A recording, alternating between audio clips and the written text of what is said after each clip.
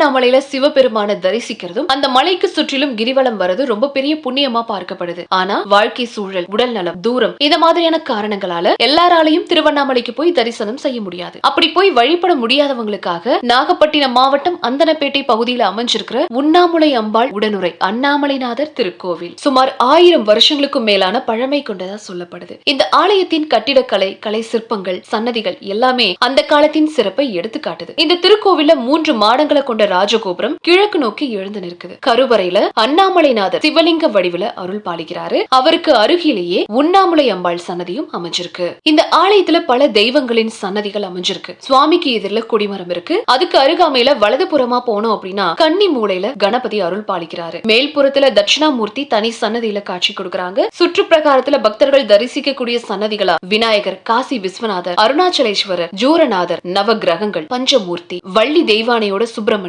கஜலட்சுமி அப்படின்னு பல தெய்வங்களின் அருள ஒரே இடத்துல பெறக்கூடிய புனித தலமா இது இருக்கு. இந்த கோவிலுடைய மற்றொரு பெரிய சிறப்பு என்ன அப்படின்னா உண்ணாமுலை அம்பாள் இங்க ஒரு பக்தைக்கு பிரசவம் பார்த்ததாவும் ஐதீகம் இருக்கு. அதனால சுகப்பிரசவம் நடக்க, குழந்தை வரம் கிடைக்க, குடும்ப வாழ்க்கையில மகிழ்ச்சி நிலைக்க பல தம்பதிகள் இங்க வந்து சிவபெருமானையும் அம்பாளையும் வேண்டிக்கிறாங்க. பழமையான நம்பிக்கைகளின்படி இந்த ஆலயம் முக்தி தரக்கூடிய சிவஸ்தலமா இருக்கு.